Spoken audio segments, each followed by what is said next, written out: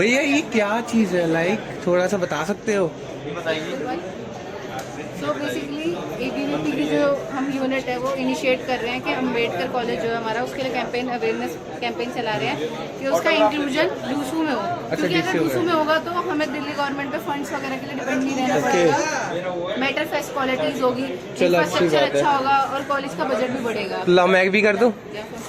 Guys हम भी कर देते, एक साइन इधर कर दे। Basically ABVP student union collab करके अवेयरनेस प्रोग्राम चला रहे हैं। नहीं ये तो अच्छी चीज़ है। जितने ज़्यादा सिग्नेचर्स हमें मिलेंगे फिर हम आगे जो बीसी और जो अथॉरिटीज़ हैं उनको प्रेशराइज कर सकते हैं कि हमारे कॉलेज के इतने बच्चे लुकअप करते हैं, तो आप प्लीज़ इसके ऊपर ध्यान दीजिए। हाँ, और हम लोगों को दूसरों में इंक्लूड कीजिए। नहीं ये जब तक मैं आ जाऊंगा ये पूरा भर जाएगा तो और भी अच्छा लगेगा। कर दिया? चलो अच्छी बात है। आपका साइन किधर है भैया? अच्छा ये आपका ही है, चलो अच्छी बात है। अभी गेस्ट वगैरह आ गए क्या? अच्छा उधर ही आने वाले। ओके।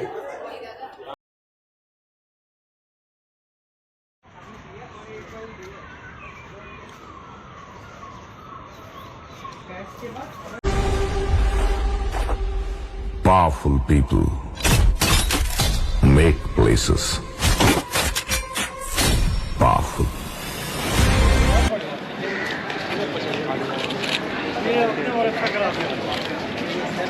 बहुत अच्छा करवा दिया बहुत पीछे रह गया।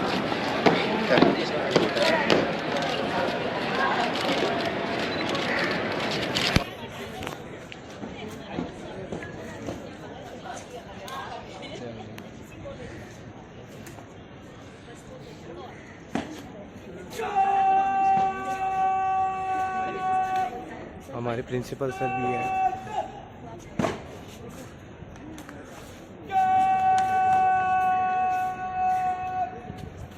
हाँ, वो देखो गाइस वो पूरा कॉलेज है हमारा अच्छे से ना, तो वहाँ से सर ने एंट्री की थी हमारे दिव्या कीर्ति सर ने, और प्रिंसिपल सर भी थे, तो इधर ही आया है गाइस यहाँ पे।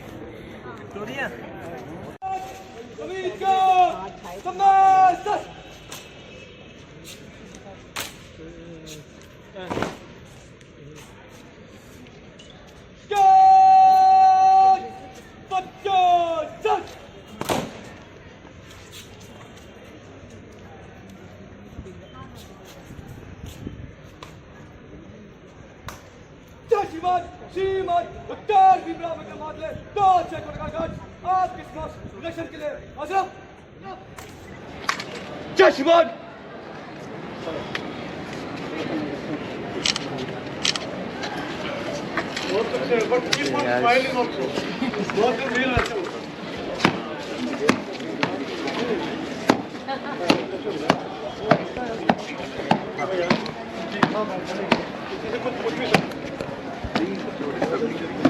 सर यही सर वही आ जाइए प्लीज।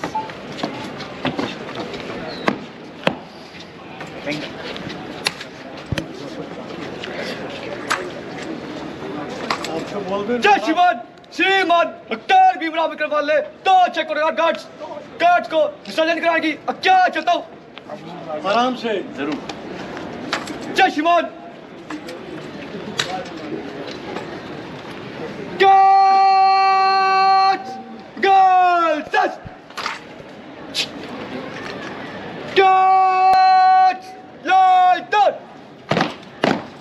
श्रीमान कार्ड समाप्त हुई। क्या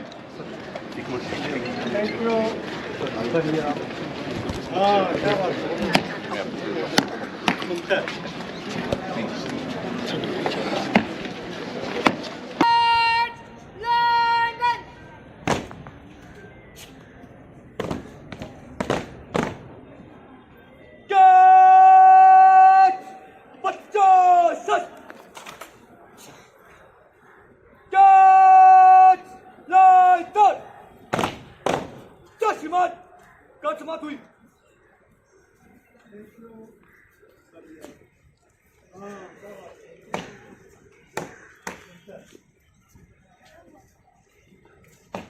गाइस अब फाइनली हम ऑडिटोरियम में जाने की बारी आ गई है गाइस, है ना।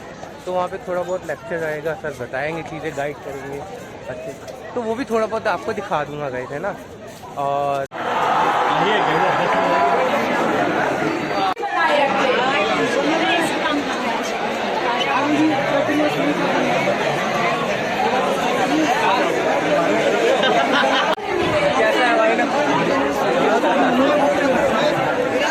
गाइस अभी टीचर वगैरह कह रहे हैं कि बैक गेट से जाना है, एंट्री लेना है ना, तो हम अभी बैक गेट पे आ गए गाइस। जहाँ बैक गेट का सीन दिखाते हैं बंद कर दिया गया है, अब कोई नहीं आ रहा, पता नहीं किलेगा। दीप प्रज्वलित कर कार्यक्रम का शुभारंभ करें। मैं अपने प्रिय मित्रों आशी और आस्था से अनुरोध करती हूँ कि तोड़ दी गई है गाइस।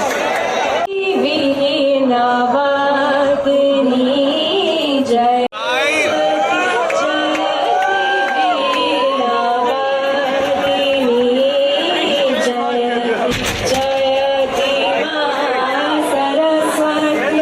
गाइस फायर एक्सटिंग्विशर खोल दिया है किसी ने, मेरे पैर में वाइट वाइट हो गया गाइस। अंदर भी पूरा माहौल धुआं धुआं हो गया, आप देख सकते हैं। क्या कर दिया?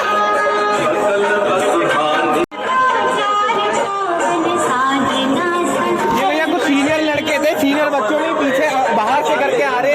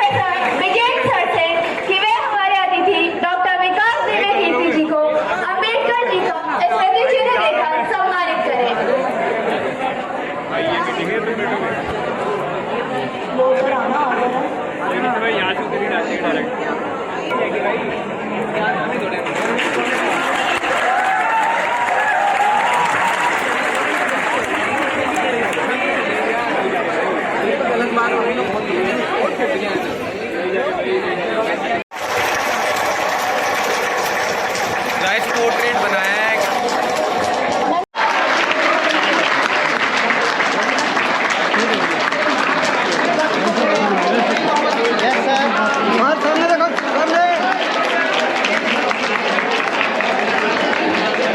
ताली बजाने में कंजूसी कर रहे हैं, जितना क्राउड है उतना तालियां नहीं आ रही है। Dr. Ambedkar overcoming social and economic challenges to rise as a theorist, economist, and the principal architect of the Indian Constitution. His life and work continues to inspire generation, reminding us that education, awareness, and determination can bring about powerful change.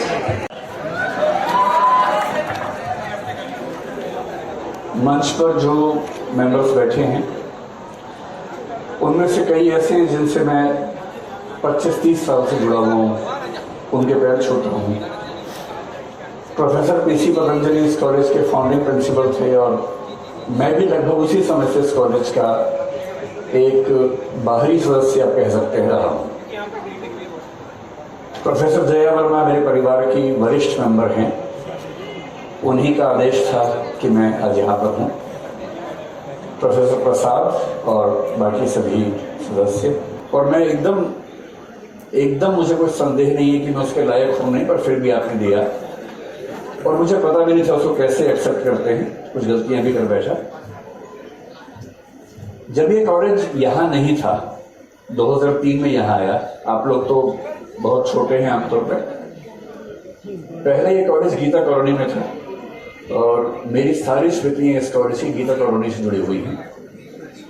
मैं दिल्ली विश्वविद्यालय में 1990 में आया था और 91 से जब debating में उतरा तो 2-3 कॉलेज जो मुझे घर जैसे लगते थे कि वहाँ जाना है और पुरस्कार जीत के आ जाना है, उनमें से ये कॉलेज था।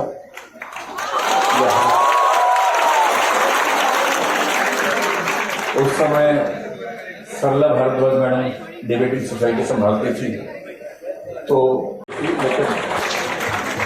वो कई साल सिलसिला चला। गीता कॉलोनी की बिल्डिंग की यादें मेरे जहन में आज तक हैं। वहाँ मेरे बड़े अच्छे दोस्त बने, मेरे कुछ बैचमेट्स इस कॉलेज में पढ़ाते हैं, प्रोफेसर राम प्रकाश द्विवेदी और मैं एक साथ पढ़ते थे, एक ही क्लास में पढ़ते थे। मेरे कुछ जूनियर्स यहाँ पढ़ा चुके हैं। एक प्रदीप नाम के जूनियर थे जो दुर्भाग्य से अब नहीं है। सुजीत जी सामने बैठे हैं, आदर्श सामने बैठे हैं, सब मेरे पुराने दोस्त हैं। और यहाँ आके मुझे लगता नहीं कि मैं कहीं और आया हूँ, लगता है कि अपने घर में हूँ। ये बिल्डिंग मैंने पहली बार देखी है, लेकिन घर तो घर वालों से बनता है, बिल्डिंग से कहाँ बनता है।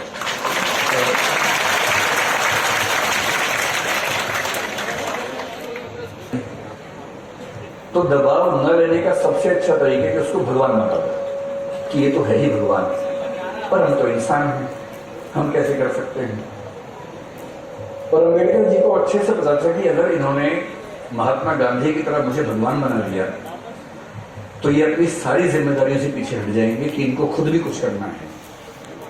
इसलिए उन्होंने कहा कि मेरा जन्मदिन उत्सव के रूप में नहीं मनाना है तो केवल स्मृति के रूप में मनाना है।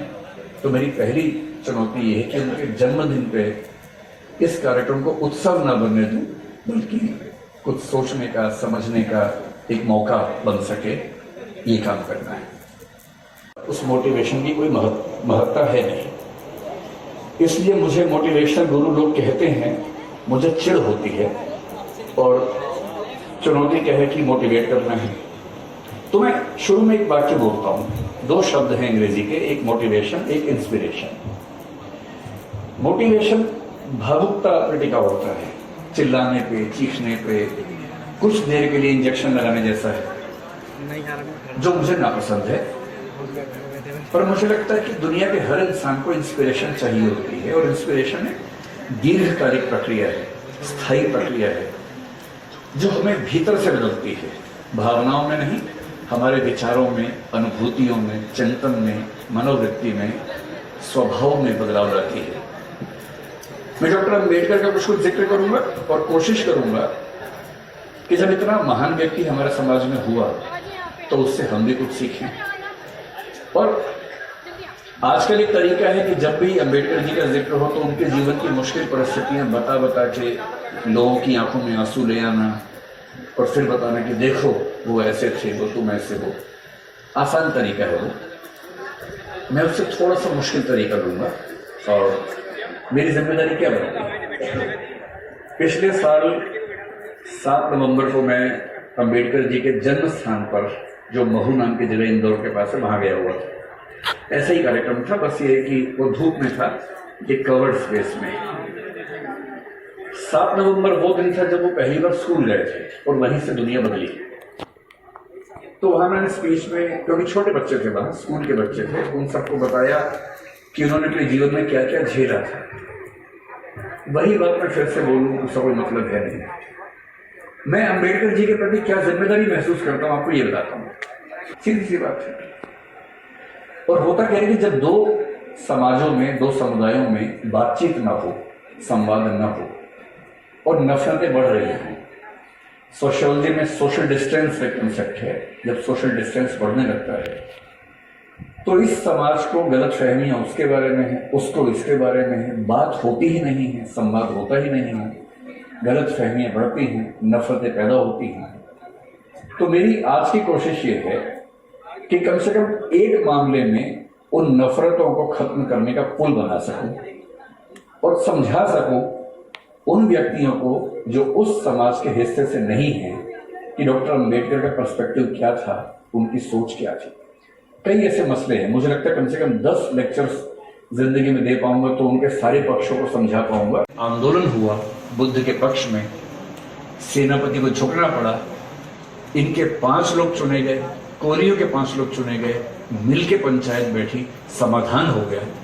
और ये खबर बुद्ध को राजगीर में मिली जब वो सन्यासी बन चुके थे।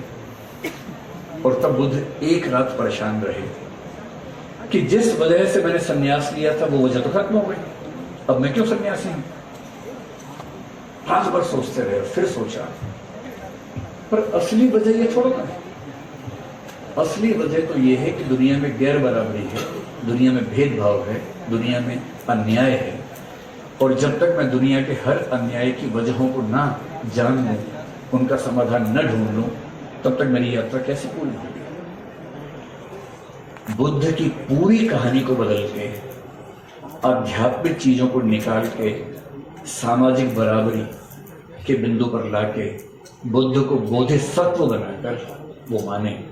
और बोधिसत्व शब्द का मतलब हमेशा ध्यान रखिएगा, बोधिसत्व वो व्यक्ति है जिसको मोक्ष मिल चुका है और उसने मोक्ष लेने से मना कर दिया है, ये कह के कि जब तक दुनिया का एक एक दुखी व्यक्ति मुक्त नहीं होगा मैं मुक्ति का क्या करूंगा। महात्मा बुद्ध बोधिसत्व थे और आखिरी जन के रूप में बुद्ध बने, ऐसी मान्यता है। आप सोच के देखिए कि डॉक्टर अम्बेडकर अगर चाहते तो कोलंबिया या लंदन स्कूल ऑफ इकोनॉमिक्स से पढ़ाते रहते, शानदार जिंदगी होती, ना भेदभाव ना छुआछूत, बढ़िया वेतन, बढ़िया शहर, अच्छा AQI आज की भाषा में देखें तो कोई दिक्कत नहीं थी। पर मेरे अकेले मुक्त होने से क्या होगा जब तक मेरा समाज मुक्त ना हो। इसलिए जो बोधिसत्व होता है समाज से भागता नहीं। महात्मा गांधी भी इंग्लैंड में वकील बन सकते थे, पटेल भी इंग्लैंड में वकालत पढ़ रहे थे, वहां रह सकते थे, पर इन सबको इस बात का अंदाजा था कि हमारी भूमिका अपने समाज में है।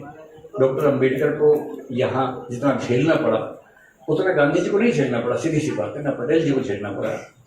इसलिए अम्बेडकर जी का बोधिसत्व होना ज्यादा मीनिंगफुल है। और मैं एक बहुत अच्छे कवि हुए श्रीकांत वर्मा, उनकी बहुत सुंदर कविता है हवन, मेरी सबसे प्रिय कविता है। जब जब पढ़ता हूं तो मुझे लगता है कि डॉक्टर अम्बेडकर या उनके जैसे किसी व्यक्ति के बारे में ये कविता है। मैं जानता हूं कि वो चाहते तो जिंदगी शानदार जी सकते थे, पर जीना ही नहीं था, संघर्ष ही करना था। उस बात को इस 5-6 पंक्ति की छोटी सी कविता में श्रीकांत वर्मा ने लिखा। बहुत ध्यान से सुनिएगा, बड़ी सुंदर कविता है। मगर कैसे बच सकता था, जो बचेगा कैसे रचेगा। पहले मैं झुलसा, फिर धधका, चिटकने लगा। कराह सकता था मगर कैसे कराह सकता था, जो कराहेगा कैसे निभाएगा। न यह शहादत थी, न यह उत्सर्ग था, न यह आत्मपीड़न था, न यह सजा थी, तो क्या था ये। किसी के मत्थे मर सकता था, पर कैसे मर सकता था, जो मढ़ेगा कैसे गढ़ेगा। धन्यवाद।